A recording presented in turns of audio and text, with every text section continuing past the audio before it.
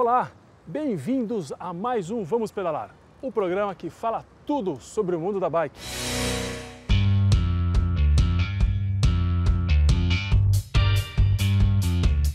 Vamos falar agora com Wolfgang Soares. O cara é atleta de mountain bike, corre no cross country e vai contar pra gente seus quilômetros de pedal e treinos em cima do barro.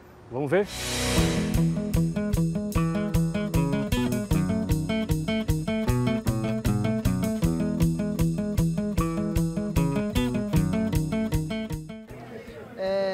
Tenho recordações, fotos de eu andando de bicicleta com 3 anos de idade, já sem rodinha, descendo alguns morros de onde eu moro. E era sempre um espanto para os meus familiares, e meio que ali já estava no meu DNA a bicicleta. Depois disso, comecei a fazer trilhas com cerca de 9, 10 anos de idade na minha região, que é repleta de trilhas, atrás da minha casa, por exemplo. Sempre escondido assim dos meus pais, que eles não deixavam eu sair para longe, assim, ao sair dos olhos deles, né?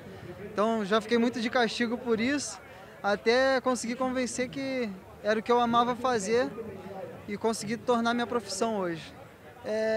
Eu sonhava com isso, mas eu não conhecia o caminho das pedras. No ano de 2009 eu conheci um grande atleta do mountain bike brasileiro, que se chama Edvando Souza Cruz. Ele mora perto de onde meu pai mora hoje, litoral de São Paulo, e foi ele que me encaminhou, me deu dicas, conselhos, me instruiu. A gente passou 3 meses treinando todo dia juntos e ele me ensinou muita coisa no caminho das pedras. Hoje, se estou aqui, eu devo a muita gente, mas a ele também, ele que me encaminhou.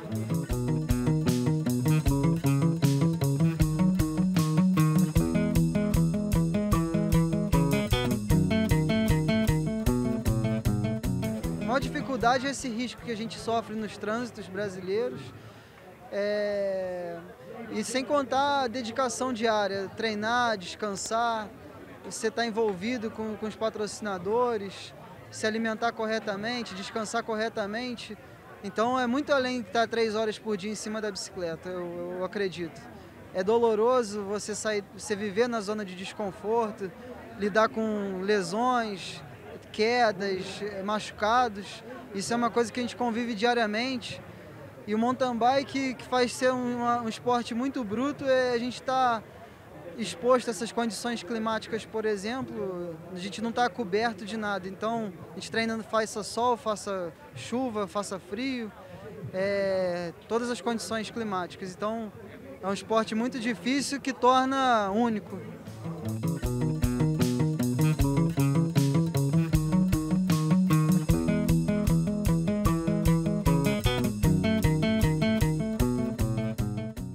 Quando você lida diariamente com treinamento, você erra, você acerta, você começa a conhecer seu corpo, ouvir seu corpo, ter um feeling do corpo bem diferente, sem diminuir ninguém, mas eu acredito que o atleta consegue ter esse feeling. Então, acho que o esporte, a bicicleta, traz um autoconhecimento muito grande. E com ele, paciência, respeito, porque você fica tantas horas exposto em cima da bicicleta que o pensamento muda. Eu me tornei uma pessoa mais calma, mais paciente, um jovem mais paciente, os pés ficam mais no chão. Então o autoconhecimento a bike traz para mim. É minha vida. Ando desde que nasci, não passei um momento da minha vida sequer longe dela. Sempre como minha brincadeira, meu lazer, meu meio de transporte. E ela me ensinou muita coisa, me moldou, ajudou a formar meu caráter, minha fibra. Então a minha vida é a bicicleta, é andar de bicicleta e curtir a natureza em cima da bicicleta.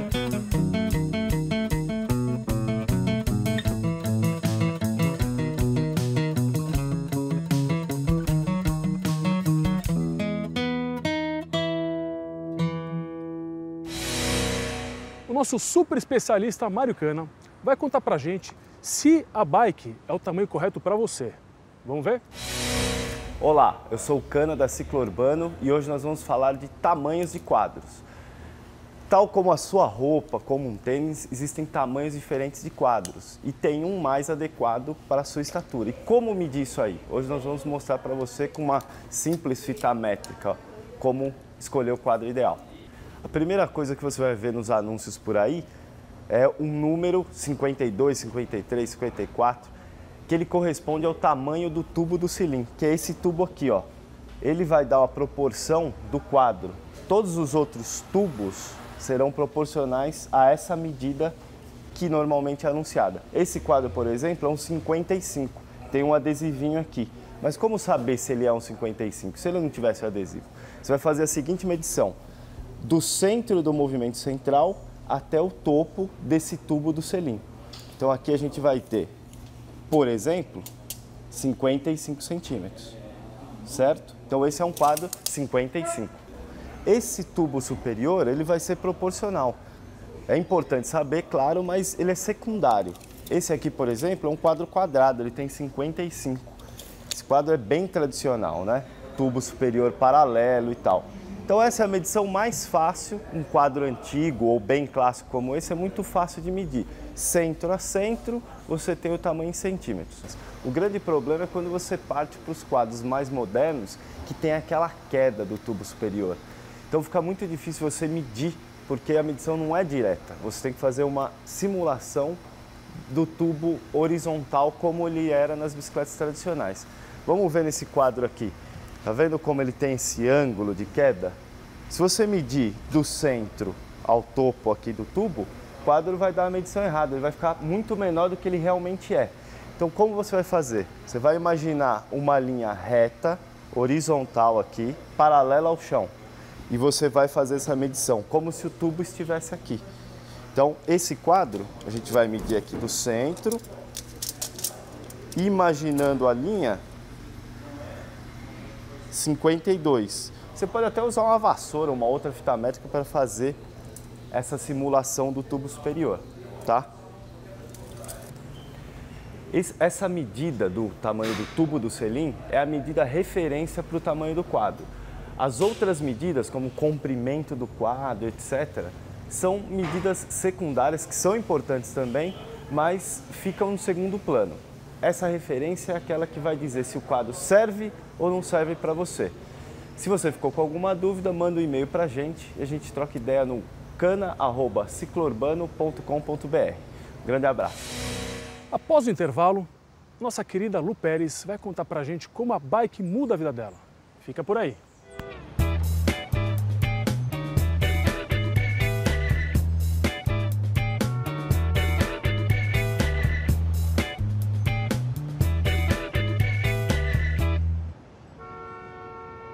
A bike, para Lu Pérez, não é só um meio de locomoção.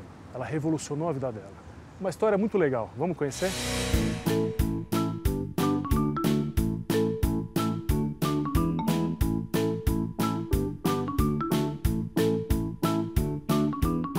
Olha, o primeiro contato que eu tive com a bicicleta foi quando eu era criança, através da família mesmo, com os meus irmãos, lá na Zona Norte, no Horto Florestal. E aquela coisa de família mesmo, de ir no parque, passear e cair, levantar até aprender. Foi bem tranquilo, bem natural, acho que semelhante à maioria das pessoas, assim. A bicicleta tem uma relevância muito grande na minha vida porque diversos momentos em que eu precisei me transportar de um lugar para outro, né? E que eu não tinha grana mesmo. Eu usei a bicicleta, então se não tivesse ela ali eu ia ter que ir a pé e eu não ia chegar, ou não ia ir para os lugares, né? Muitas vezes, assim, então é essencial, até hoje, desde sempre. Na adolescência, principalmente, foi também um instrumento de saúde mesmo, saúde mental também. Muitas vezes eu utilizei como ferramenta de escape ali, em momentos que eu estava deprê. N situações, né, do meu cotidiano, assim.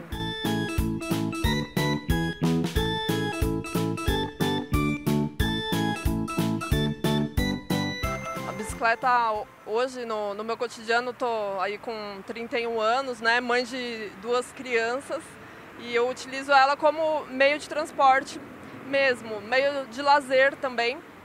mas mais meio de transporte.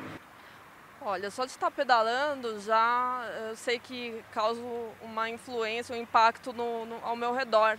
Eu vejo que as pessoas olham bastante quando estou passando, também porque por N motivos, né? Primeiro que a minha bicicleta é antiga, isso já chama um pouco de atenção, por ser mulher também.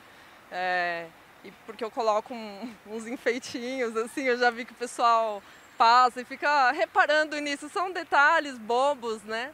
Mas que tiram também aquela coisa de o ciclista chato passando. Tem um lance lúdico assim que eu gosto, né? Um lance criativo. E já tem algumas pessoas me falando que têm interesse em começar a pedalar por me verem ali pedalando, né? Veem que é possível atravessar grandes distâncias, atravessar ponte, etc.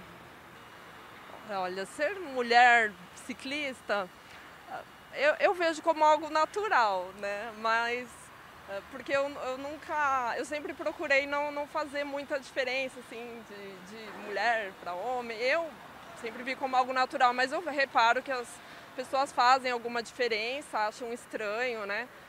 Acham que, enfim, é pela cultura mesmo, né?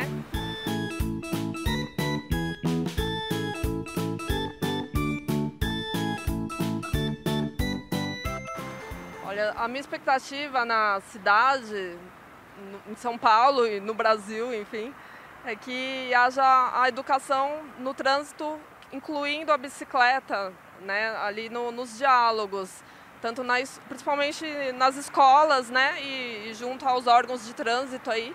Eu participo no conselho escolar na escola das minhas filhas e lá eu também procuro inserir esse tema, comentar para que a gente coloque alguma coisa ali, leve uma oficina, porque é essencial você já desde criança entender a bicicleta como parte do trânsito, para você não ficar só pensando que aquilo é para usar no parque, que é um brinquedo, é um meio de transporte, deve ser respeitado, faz parte do trânsito. Então eu espero isso, a educação no trânsito, incluir a bicicleta como parte do sistema do trânsito.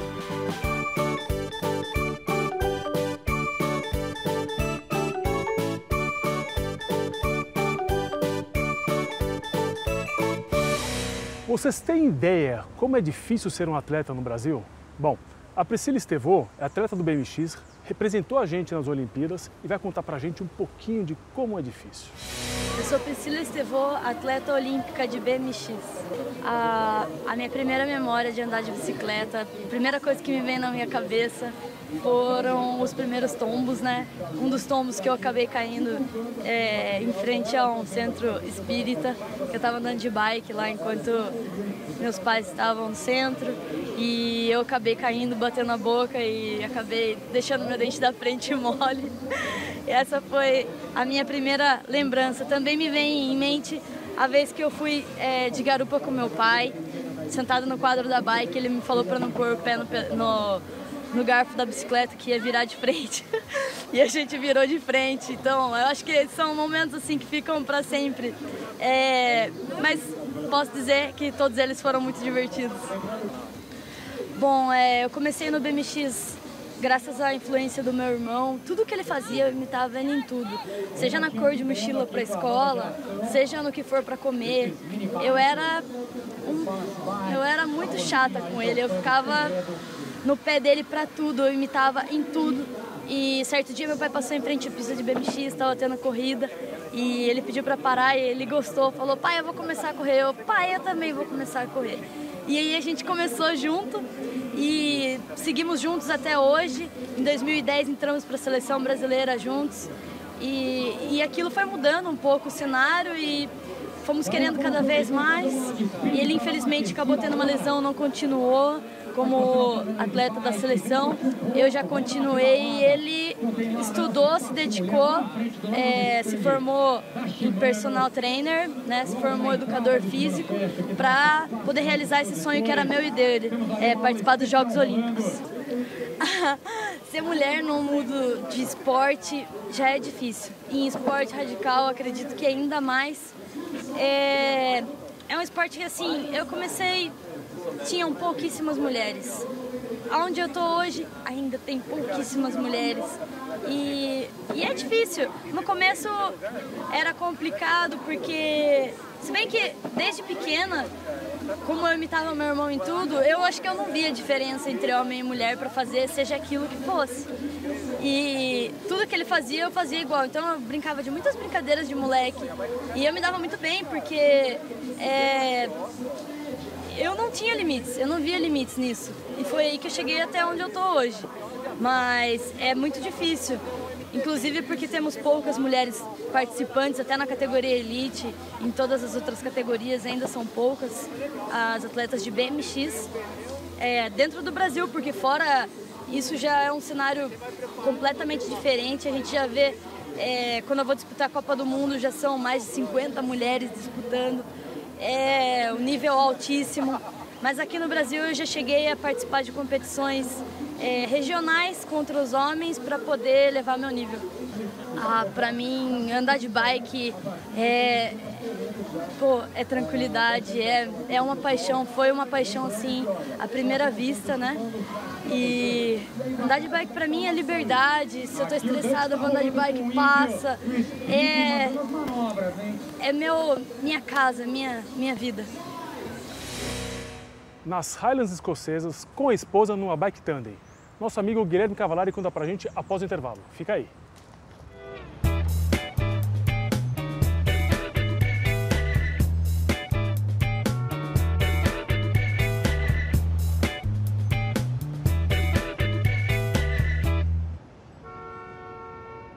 Nosso querido Guilherme Cavallari foi pedalar nas Highlands na Escócia com a esposa numa bike tandem, aquela de 2 lugares. Muito legal. Vamos assistir?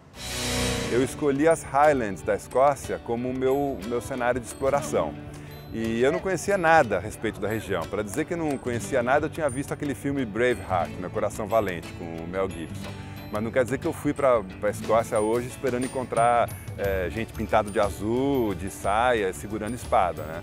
Mas assim, a Escócia é muito interessante, porque é um país dentro da Grã-Bretanha, da ilha da Grã-Bretanha, né, que tem também a Inglaterra e o país de Gales, mas com uma cultura muito diferente. Eles são muito mais, entre aspas, bárbaros, né, do que os ingleses e os galeses. Eles têm uma mistura de uma tradição celta com nórdica, dos vikings, é bem legal. Então fui para lá e eu sabia também, por isso eu escolhi essa região, que as Highlands da Escócia formam uma região de baixíssima densidade demográfica e de natureza não preservada, porque ela foi bastante destruída durante a Revolução Industrial no século XVIII, XIX. Mas é uma região muito rude, né? Muito agreste, isolada, onde você tem a impressão de que está numa natureza selvagem. Então é isso que me motiva a procurar. Eu fui então para as Highlands. Primeiro eu fiz uma viagem de trekking. Eu caminhei de Fort William a Cape Wrath, que é um promontório no extremo noroeste das Highlands, que tem um farol e nada mais. Eu caminhei sozinho, me orientando por mapas e bússolas, acampando durante 23 dias e caminhei 450 quilômetros. E adorei a região. Voltei com mais de 100 livros para estudar, me aprofundar mais. E voltei 6 meses depois de bicicleta, numa tandem, uma bike dupla, com a minha esposa, Adriana Braga, e a gente pedalou também de forma autossuficiente, acampando, etc., por 700 quilômetros, do extremo leste das Highlands até o extremo oeste, que são as Ilhas Hebrides. Foi uma viagem um pouco mais fisicamente mais fácil do que a primeira que eu fiz de trekking, mas a gente aproveitou muito de uma estrutura que existe disponível nas Highlands, que são umas casas em lugares remotos. Elas têm dono, elas são propriedade particular, mas elas são administradas por associações que mantêm as casas em ordem. Elas não têm luz elétrica, não tem banheiro, não tem água encanada, não tem móvel, não tem nada, é um abrigo só. Eles chamam de bothy, B-O-T-H-Y. Na Escócia. E você chega, a porta está aberta, você joga o seu saco de dormir, passa o tempo que você quiser. De vez em quando tem alguma comida, um miojo que alguém deixou, uma lata de salsicha, ou você deixa alguma coisa que você não quer mais. E assim a gente viajou por bastante tempo. por mais de 20 dias, acampando e ficando hospedado nessas casas remotas. E são muitas, né? A Escócia é pequena, a área da Escócia é mais ou menos a soma da área do Sergipe e da Paraíba aqui no Brasil. Mas eles têm mais de 300 dessas casinhas disponíveis para uso público gratuito. Não tem que reservar nada, você chega, abre a porta e usa. Então isso aí facilita muito o acesso das pessoas a lugares remotos, né? A atividades de contato com a natureza. Então a gente aproveitou disso nessa nossa viagem. Então, por que eu escolhi as Highlands? Eu acho que porque na Europa, eu morei 5 anos na Europa, morei na Alemanha, na Itália, na Inglaterra. É tudo tão civilizado, tão urbanizado, tão tecnológico, funciona tão bem que me fascinava eu saber que existia um canto, né, na Grã-Bretanha, que é as Highlands, onde ainda tem lugares que não tem água encanada ou não tem luz elétrica, onde é mais fácil você andar a pé do que de veículo motorizado.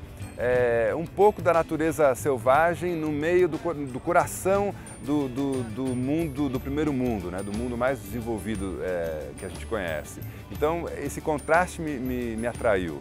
E a experiência comprovou que é assim mesmo, que as Highlands ainda preservam um pouco da Europa medieval, rural. Os castelos estão em ruínas, mas basta alguém se mudar para um deles e acender uma vela, uma fogueira e morar.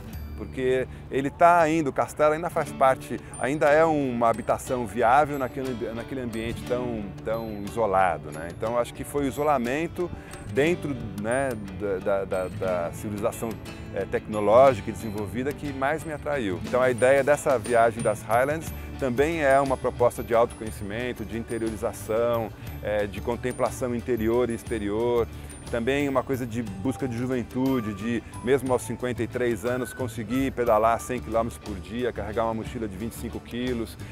São essas coisas que me motivam e me fascinam. Então eu acho que o livro e o filme eles vão vir com uma pegada mais introspectiva, mais subjetiva, mais emocional, mas de novo, eu quero trazer para o meu material toda a pesquisa que eu faço, cultural, histórica, geográfica, para enriquecer quem lê ou quem assiste um filme meu. Bom, pessoal, o Vamos Pedalar fica por aqui, mas semana que vem tem mais dicas de manutenção, viagens e tudo sobre o mundo da bike. Fica comigo e vamos pedalar?